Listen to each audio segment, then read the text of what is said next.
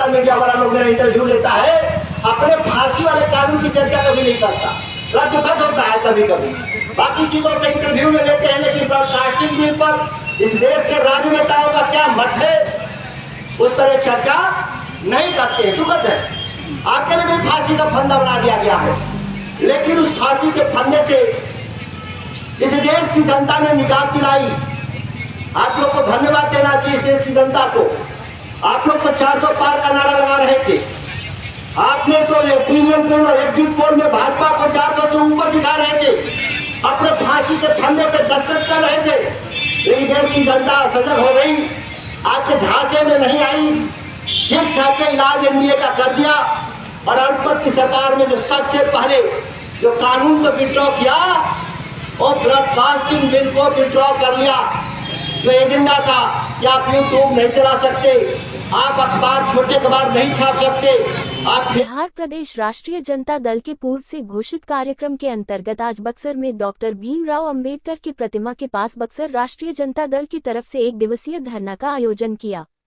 बक्सर सांसद सुधाकर सिंह ने कहा, बिहार में जब इंडिया महागठबंधन नीतीश कुमार के साथ सरकार मिलकर बनी थी, तब अपने घोषणा पत्र के अनुसार जातीय और आर्थिक गणना कराकर बिहार में आरक्षण को 65% तत्काल प्रभाव से कर दिया गया था। फिर जब नीतीश कुमार इंडिया महागठबंधन से बाहर होकर आरएसएस में चले गए, तब केंद्र सरकार के साथ मिलकर कोर्ट का सहारा लेकर गरीबों का हकमारी करवाकर 65% आरक्षण समाप्त करवा दिए।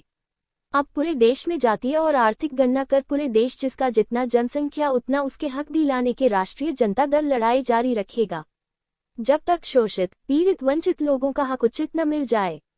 जातीय जनगणना को 9वीं अनुसूची में शामिल कराने के लिए आज पूरे बिहार में राष्ट्रीय जनता दल द्वारा महापुरुषों के सामने 1 दिवसीय धरना दिया गया।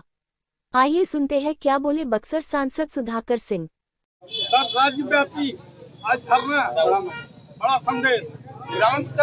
राज्यव्यापी जो राष्ट्रीय जनता दल के द्वारा आयोजित है धरना, जिसका नेतृत्व तेजस्वी यादव जी हमारे कर रहे हैं, बहुत साफ मांग है कि जिस तरीके से बिहार में हम लोगों ने सामाजिक आर्थिक जनगणना को पूरा करके लागू करने का काम किए, वैसे ही आप देश के स्तर पर इसको जनगणना कराएंगे मोदी जी, और उसको राष्ट्रीय स्तर पर इसको लागू करने का काम करेंगे। इस मुहिम के लिए धरना हमारा है। और ये धरना जरूरत पड़ा, अगर देश की सरकार नहीं सुनी तो दिल्ली की तरफ भी हम लोग कुछ करेंगे।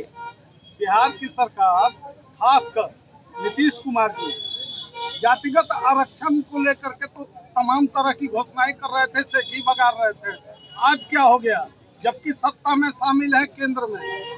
आज अगर देखें तो भाजपा जो सबसे बड़ा विरोधी है सामाजिक और आर्थिक जनगणना के, उसके साथ वो सत्ता में गलबहियां कर रहे हैं। इसीलिए हमारी तो शुरू से मान्यता रही है व्यक्तिगत, नीतीश कुमार, कुर्सी कुमार जो बिहार की मीडिया ने उनका नाम रखा, उसके लिए कुर्सी पर चिपके रहने के लिए कितना बार भी कहीं भी पलटी मार सकते हैं। वह नीति और सिद्धांत और विचारधारा के आधार पर राजनीति नहीं करते। वे वास्तविक रूप से देखा जाए तो कुर्सी ही उनके लिए नीति सिद्धांत है, और इसके लिए वो भारतीय जनता पार्टी के गोद में बैठे हैं। और नीतीश कुमार से बिहार में कभी उम्मीद भी नहीं था कि इन विषयों पर काम करेंगे, लेकिन राष्ट्रीय जनता दल के साथ जब गठबंधन हुआ तो इन विषयों पर हम आगे बढ़े। तो आप वही काम कर रहे हैं नीतीश कुमार जो भाजपा चाह रही है। सुशासन और जातिगत समीकरण की बात करते थे नीतीश कुमार, आज उनके अशोक चौधरी जी का एक बयान आया है जातिगत भूमिहार को लेकर। राष्ट्रीय जनता दल किस नजरिए से देख रही है?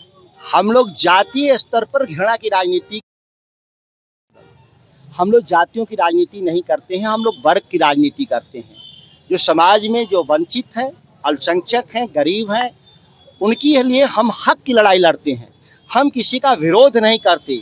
सामाजिक न्याय का मूल सिद्धांत है कि समाज के विभिन्न तबकों को सम्मानजनक तरीके से बराबरी का हक मिले, इसकी लड़ाई लड़ते हैं। अशोक चौधरी ने जो बयान दिया है, घृणास्पद बयान दिया है, वो किन संदर्भों में दिए हैं वो वही बता सकते हैं, जबकि सभी को मालूम है कि अपनी बेटी की शादी उसी समुदाय में किए हैं, उनके दामाद भी उसी समुदाय के हैं, तो किस रिश्ते के चलते ऐसा बयान दे रहे हैं। हम व्यक्तिगत तौर पे मैं इस बयान का मैं विरोधी हूँ। इस तरह के बयान नहीं आने चाहिए। गिरिराज सिंह त्रिशूल के साथ अपना फोटो शेयर किए हैं और कह रहे हैं कि ये रक्षा हमारी करेगा। लोकतंत्र में कहाँ तक उचित है? देखिए, लोकतंत्र में तो जनता रक्षा करती है सबका। अगर लोकतंत्र में आप विश्वास करते हैं तो सबकी रक्षा जनता करती है।